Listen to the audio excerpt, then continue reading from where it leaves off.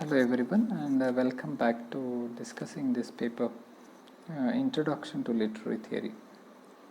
So far we have seen the contributions of Plato to begin with, and then we moved to see the contributions of Aristotle, not just in the field of literature alone, but also in many other different fields, and we know them to have known about every subject possible on earth. So after having studied these two very significant people in the field of literary study, it would be interesting to know the differences and similarities between the two of them.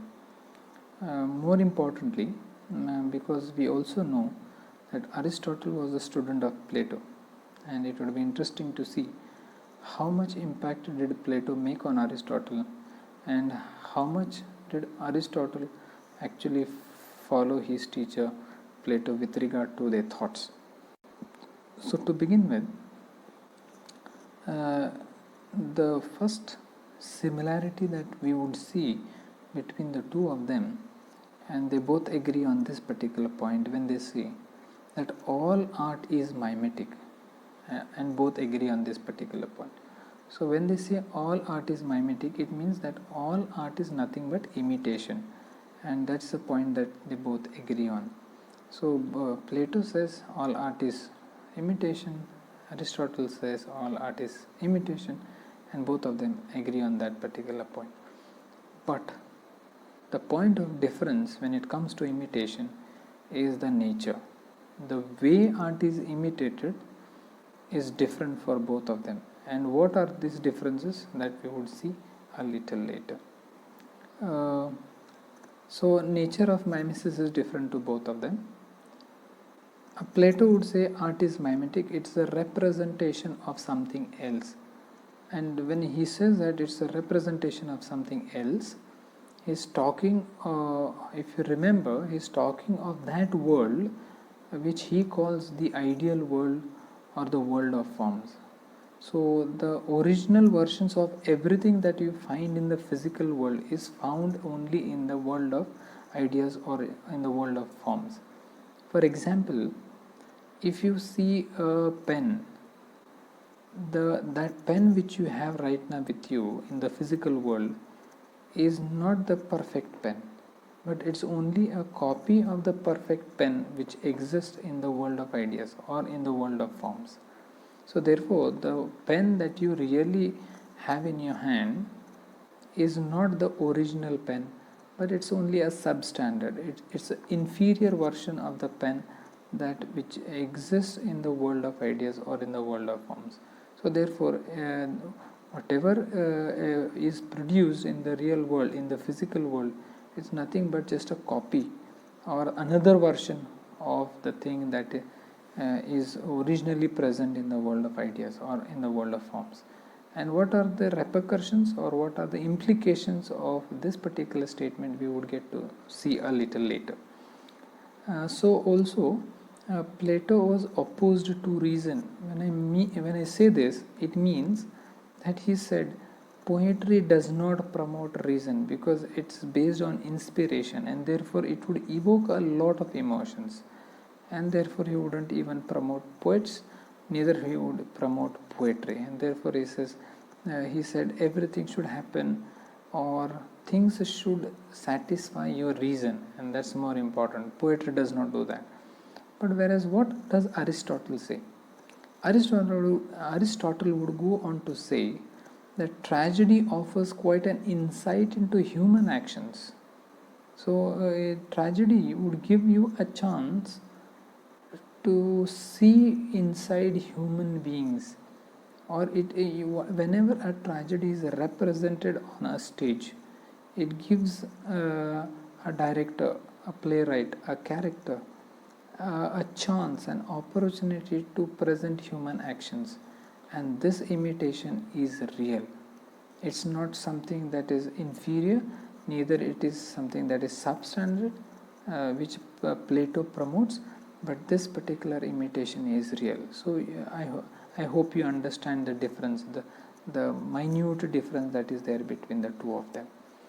So what were the points of differences between the two of them? So Plato would say poet is nothing but an imitator or an agent who takes you away from reality, produces a copy of things. So therefore it's also important to see the kind of words that are used to describe a poet by Plato. He says he uses the word imitator, uses the word agent. These are the words that are used to describe a poet. And what does he do? He takes you away from reality. Everybody should lead you towards reality, each day a step towards reality.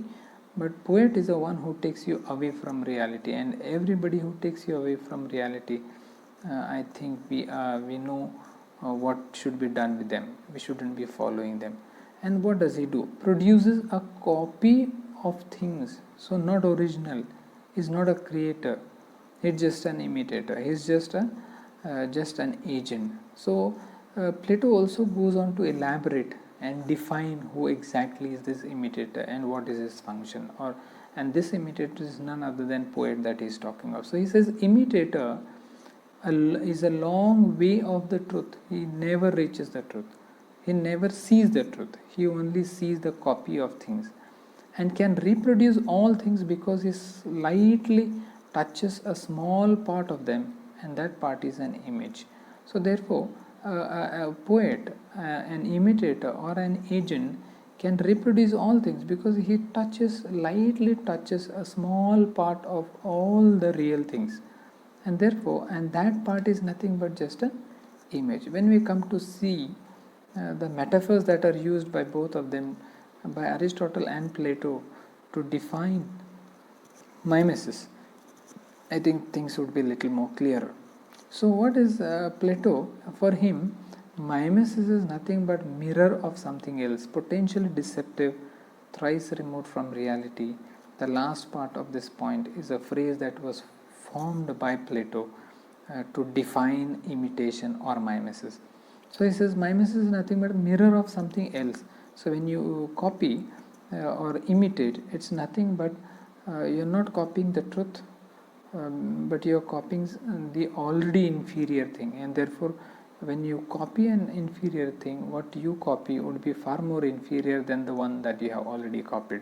So therefore it will definitely deceive you, or it will not lead you to your correct destination. It will definitely take you astray. Now how does poetry or all art forms, they are thrice removed from reality. Now this is how Plato goes about discussing this or explaining this. He says any idea or any physical thing which is present in this physical world is first there in the mind of God, and that then comes into the mind of the agent or the imitator that he talks of, and then that imitator reproduces that in the physical world. So first it is removed from the mind of God, and then it is removed from the mind of the imitator or an agent, and then it is there present in the physical world, and therefore it is thrice removed from reality. So everything, and therefore it's not the first copy, but it's not even the second, but it's the third copy, and therefore it is very, very far away from the truth, and therefore it is always misleading. Now what does Aristotle think of mimesis? He says mimesis is one instinct of our nature implanted from our childhood. So it's not something that we develop over a period of time. It's not something that we acquire after we come of our age. It's something that is there present in each one of us just because we are born as humans.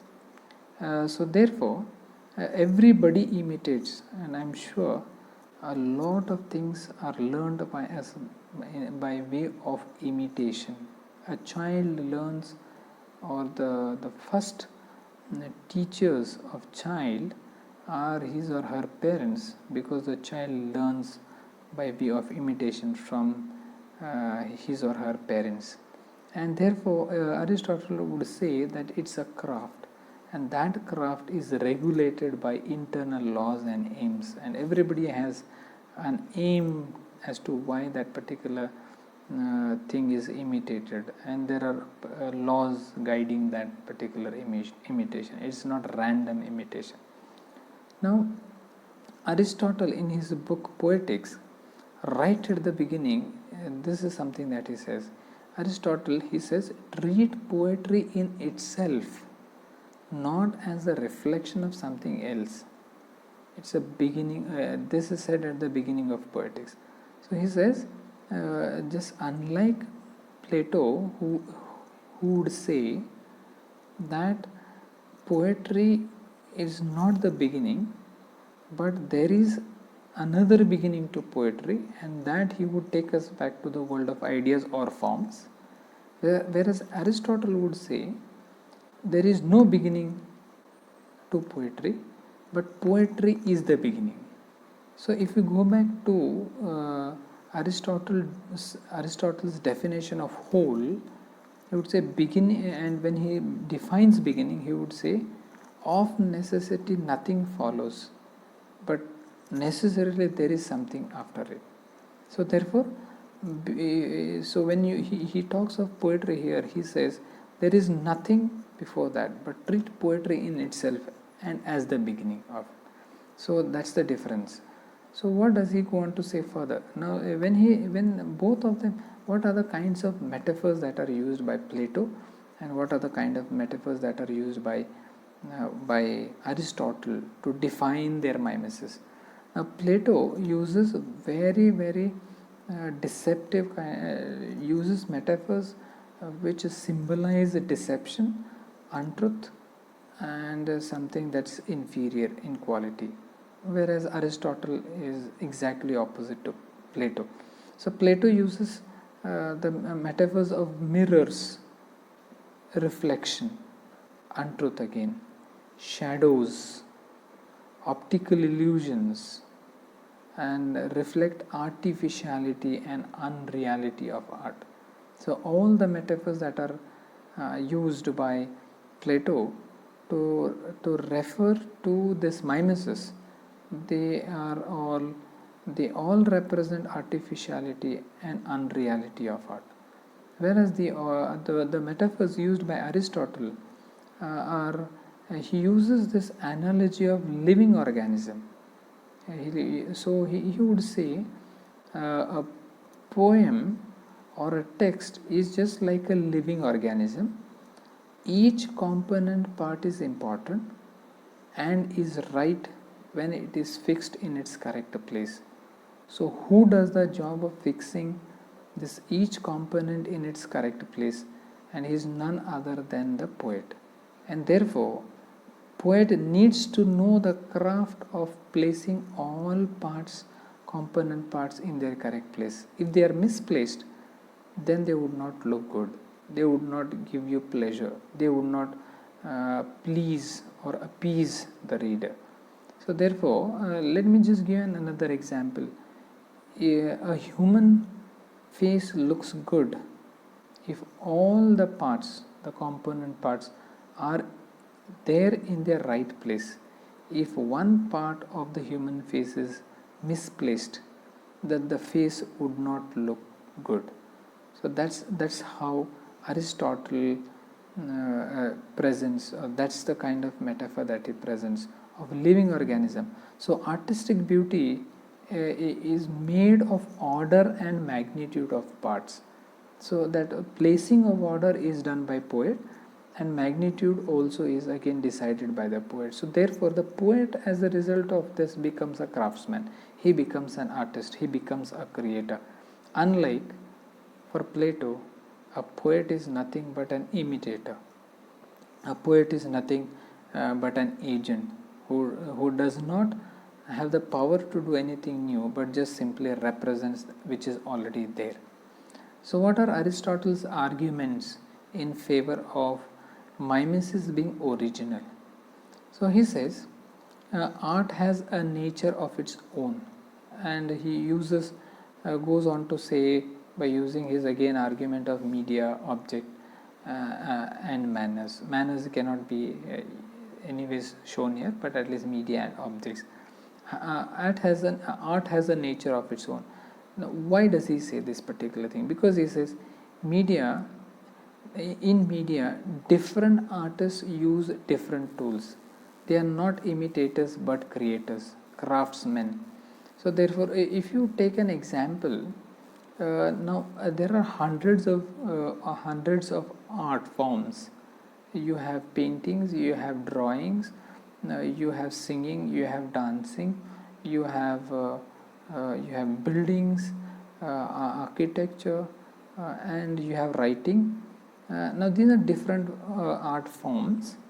Now all art forms do not use the same media, and for Aristotle that's enough proof to say that they are not just mere copies, or they are not merely representations of something that's already existing wherever, whether it is a world of forms or whether world of ideas, but they are not same because they are different.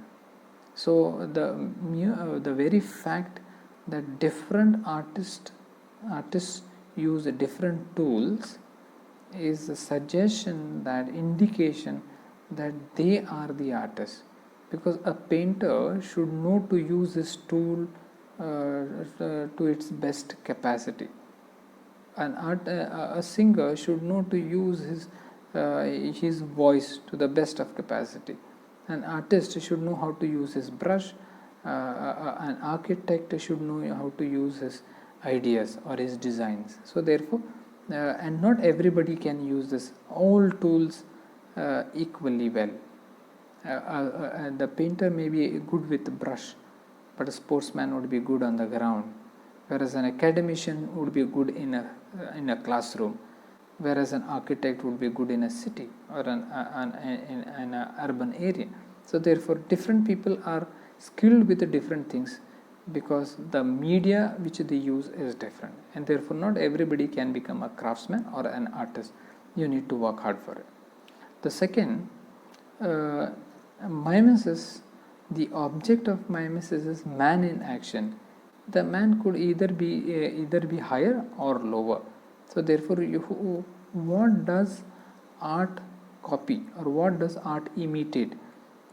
Art imitates men who are either higher or lower, and this is something that he already has already spoken to when we talked of the definition of tragedy. So art or poetry imitates men in action, and this men could be either higher or lower. The next point is plot. It's a complete and whole action. Now plot completely dependent on something else. So when you say whole, it's complete in itself, because whole has the beginning, the middle and the end. And now he says complete is plot is a whole action, and therefore it cannot be dependent on something else. So therefore it's restricted to this world alone and not to the world of ideas or forms. So everything that is generated from this, and that marks the beginning. So there is nothing, no beginning before beginning to plot, because plot is a whole action. Now Plato's attack on poetry. So there were several attacks on poetry, and these are few of them. So poetry is written not through reason but by inspiration, and therefore it would always evoke feelings, it would evoke emotions, and it would not please reason. So that's the first attack. It's always written not through reason but by inspiration, and therefore it would evoke feelings and emotions. Poetry teaches the wrong stuff. They lie in an ugly fashion. Now here they refers to poets, and they lie in an ugly fashion because the poets themselves are unaware of the truth, and it's a very normal understanding that when you do not know the truth, you cannot guide anybody else to the truth, and therefore poet is somebody who does not know the truth, and therefore he cannot lead anybody else to truth. In the process, what they do is mislead you, because they think that they know the truth and they mislead you elsewhere. Poetry arouses emotions not in accord with reason, and that's something that is already discussed in the first point there. Poetry teaches us nothing and therefore is dangerous to the soul, because it can evoke emotions of people and can lead them to do anything which otherwise they would not do. So therefore poetry can make us do dangerous things, and therefore Plato goes to an extent of saying that poets should be banned from his republic. So these were few things, similarities and differences between the two great stalwarts in philosophy, who have also made significant contributions in the field of literary theory. Hope you all have understood this. Thank you for listening.